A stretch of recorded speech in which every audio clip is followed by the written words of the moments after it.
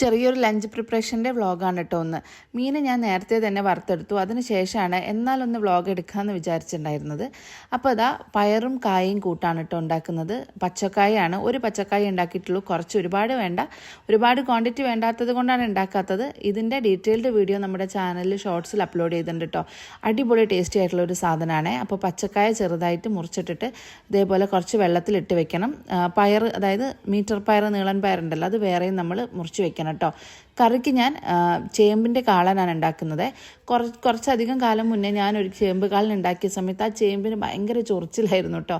അതിനുശേഷം ഞാൻ എപ്പോൾ ചേമ്പ് കുക്ക് ചെയ്യുന്ന സമയത്തും ആദ്യം കുറച്ച് വെള്ളത്തിലൊന്ന് തിളപ്പിച്ച് ഊറ്റിയതിന് ശേഷം എല്ലാം കുക്ക് ചെയ്യുക കേട്ടോ. അതിനുശേഷം എനിക്ക് ഭയങ്കര പേടിയാണ്, ചൊറിയോ ഇല്ലയോ നമുക്കറിയില്ലല്ലോ, വാങ്ങിച്ച് വേവിച്ച് കഴിഞ്ഞാലേ നമുക്കറിയുള്ളൂ.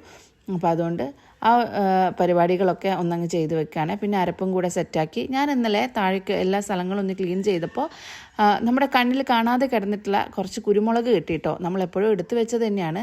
അപ്പോൾ അത് ചെറുതുപോലെ ഒരു പൂപ്പ് അതിന് വന്നിട്ടുണ്ട്. അപ്പോൾ ഞാൻ വിചാരിച്ചു 2 ദിവസം വെയിലത്ത് വെച്ചാൽ അതങ്ങ് ശരിയാവുമല്ലോ എന്ന് വിചാരിച്ചിട്ട് കറിയൊക്കെ തിളയ്ക്കുന്ന ആ ഒരു നേരം കൊണ്ട് ഞാൻ ഈ എന്താ പറയുക, നമ്മുടെ കുരുമുളകൊന്ന് വെയിലത്ത് വെക്കാമെന്ന് വിചാരിച്ചു. 2 ദിവസം വെയിലത്ത് വെച്ച് പിന്നെ പൊടിച്ച് ഫ്രിഡ്ജിലേക്ക് എടുത്ത് വെച്ചാൽ കുഴപ്പമൊന്നും ഉണ്ടാവില്ല അതിന്. അപ്പോൾ അങ്ങനെ ചെയ്തു. അതൊക്കെ ചെയ്ത് വരുമ്പോഴത്തേക്ക് നമ്മുടെ കറി റെഡിയായി. അതിൽ വേഗം വറവൊക്കെ ഇട്ട് സെറ്റാക്കി വെക്കുന്നുണ്ട് കേട്ടോ. ചേമ്പ് കാളൻ എനിക്ക് പൊതുവേ ഭയങ്കര ഇഷ്ടമാണ് കേട്ടോ.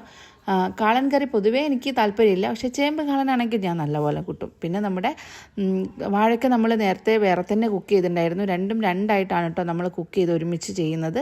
പിന്നെ വേറൊരു പാനിലാണ് ഇവിടെ പയറൊക്കെ കുക്ക് ചെയ്തത്. അതിനുശേഷം വാഴയ്ക്കയും കൂടെ അതിലേക്കിട്ട് മിക്സ് ചെയ്യാണ്. ഇതിൽ ഏറ്റവും നല്ലത് നമ്മുടെ മുളക് ചതച്ചതാണ് കേട്ടോ, വറ്റൽ മുളക്. പക്ഷേ ഇപ്പോൾ അതില്ലാത്തതിനെ കൊണ്ട് ഞാനതിൽ മുളക് പൊടിയാണ് ചേർക്കുന്നത്. ഞാൻ നേരത്തെ പറഞ്ഞ പോലെ ഡീറ്റെയിൽഡ് വീഡിയോ ഇതിൻ്റെത് ഞാൻ എൻ്റെ ഷോർട്സിൽ അപ്ലോഡ് ചെയ്തിട്ടുണ്ട്. ഒന്ന് നോക്കിയാൽ കാണും. സൂപ്പർ ടേസ്റ്റിയാണ്, ഒന്ന് ട്രൈ ചെയ്ത് നോക്കൂ കേട്ടോ. അപ്പോൾ വീഡിയോ വൈൻഡപ്പ്